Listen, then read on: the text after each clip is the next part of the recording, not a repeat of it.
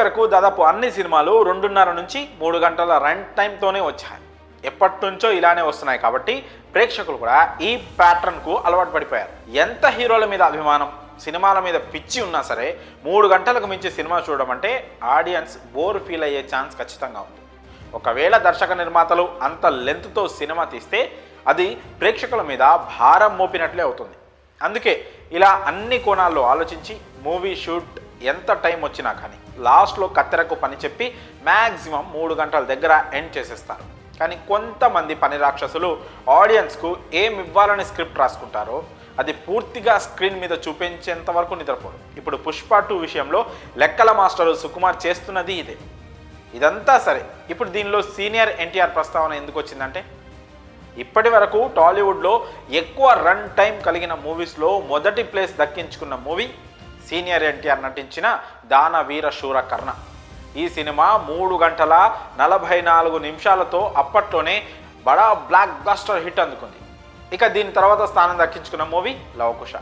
ఇది కూడా అన్నగారిదే. ఈ సినిమా రన్ టైం 3 గంటల 28 నిమిషాలు. ఈ రెండూ కూడా ఇండస్ట్రీలో బడా రికార్డ్ సృష్టించిన సినిమా. ఆ తర్వాత టాలీవుడ్లో ఎన్ని అత్యద్భుత సినిమాలు వచ్చినా కూడా ఇలాంటి రన్ టైంతో రాలేదు. ఆ తర్వాత ట్రెండ్ మారి పాన్ ఇండియా సినిమాల రేంజ్కు తెలుగు సినిమా స్థాయి పెరిగింది. ఇక్కడ కూడా ఏ దర్శకుడు ఇలాంటి సాహసం చేయలేకపోయారు. హయ్యెస్ట్ రికార్డు సాధించిన RRR సైతం 3 గంటల 5 నిమిషాలకే పరిమితమైంది. కానీ ఇప్పుడు సీనియర్ ఎన్టీఆర్ సినిమాల తర్వాత 3 గంటల 21 నిమిషాలతో తెలుగు స్ట్రైట్ సినిమాల్లో ఒక రేర్ ఫీట్ను సాధించడానికి పుష్పరాజ్ ఎంటర్ అవుతున్నాడు. ఇప్పుడున్న ట్రెండ్ సెట్టర్స్లో ఏ దర్శకుడు, ఏ హీరో తీసుకొని రిస్క్ను బన్నీ అండ్ సుకుమార్ తీసుకుంటున్నారు. ఒక కమర్షియల్ సినిమాకు ఇంత లెంత్ పెట్టడం అనేది చిన్న విషయం కాదు. ఆఖరి నిమిషం వరకు సుకుమార్ షూటింగ్ చేసినా కూడా ఎక్కడా మిస్టేక్స్ లేకుండా క్లీన్ అవుట్పుట్ ఇచ్చాడని టాక్ వచ్చేసింది.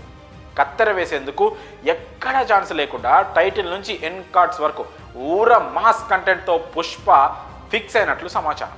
దర్శక నిర్మాతలతో పాటు మూవీ టీం అంతా కూడా దీనిని బలంగా నమ్ముతున్నారు. బహుశా కథపై వారికున్న నమ్మకమే కావచ్చు, సినిమా లెంత్ తగ్గనివ్వలేదు. ఒకవేళ అనుకున్నట్లు సినిమా కనుక బ్లాక్ బాస్టర్ హిట్ అందుకుంటే మిగిలిన దర్శకులు సుకుమార్ను ఫాలో అయ్యే ఛాన్సులు కూడా లేకపోలేదు. ఇన్ని ఆశలు, అంచనాలు పెట్టుకున్న పుష్ప 2 ఎలాంటి రిజల్ట్స్ సాధిస్తుందో చూడాలి. మరి ఈ విషయంపై అంటే సినిమా లెంత్పై మీ అభిప్రాయాలను కామెంట్స్ రూపంలో తెలియజేయండి.